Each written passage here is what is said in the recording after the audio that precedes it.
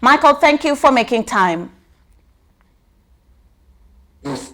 Okay, let's begin with your reaction from the president's declaration that he has vacated the ban on the sale of alcohol in the country. As Perak, do you welcome this move? Yes, we have to welcome this. It's a happy day for us after 6 months of torture, as it was. But we take it with trepidation because even in other countries where it's been open, some have closed again. So let's just take every day as it comes, and hopefully we are going to continue the way it is. Okay. Now, it's sort of a catch-22 situation because as much as he's vacated the ban on the sale of alcohol, the curfew still remains and has been extended for an extra 60 days, though it will begin at 11 p.m. instead of 9 p.m. How will this work for you in the revival of your business? When you come to the actual classification of bars and the people with the bar license, they actually shut at 11. So for the actual bars, which is not open like the nightclubs and the others who have got a license of 3 a.m., but the bars themselves, we can get at the moment. We would have wanted more, but we are taking, as I said before, every day as it comes. It will help us in one way. People will now teach themselves how to drink within the hours.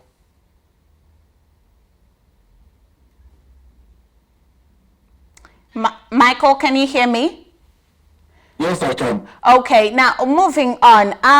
The pandemic has been in the country for 6 months and the ban has been there for roughly 6 months, give or take. I want you to paint a visual picture for the viewer who's watching at home. What has been the extent of the losses and damage that these restrictions have had in the industry where you operate? It's been devastating. As worst case scenario, we have had some bar owners who have basically even taken their own lives because their source of income to feed their families, take their children to school, was stripped away without without any moment's notice. So they found themselves owing landlords huge amount of money. They're lucky enough someone not paying school fees, or there's someone paying for virtual. They've just found themselves in a terrible situation. And they still have to let go of all the stuff that they've had for years.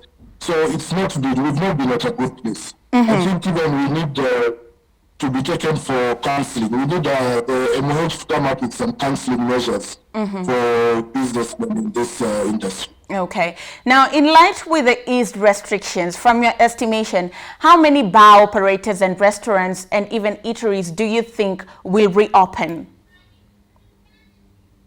Reopen in the form they were before. In line with the hits that some of your members have taken from the COVID-19 pandemic, do you think everyone will reopen, or how many will reopen? They will not at all. I'm saying in line with opening how they were before. I think 20% of members will be able to do that. The members who have closed completely, as to 40% of what we saw before, you'll never see again. So right now, a lucky best case scenario will be between 50-55% of the bars that were open before will be open after this. Great. Michael, as we wind up, I want to find out from you, from the people who will reopen 50-55%, what sort of support do they need to ensure that they fully reopen and keep their businesses going moving forward? From the national and county government levels, I'm happy to hear at least the APR said at 14%. We pay as businesses, we have about 13 licenses that we pay to the government. It's one of the heaviest regulated industries.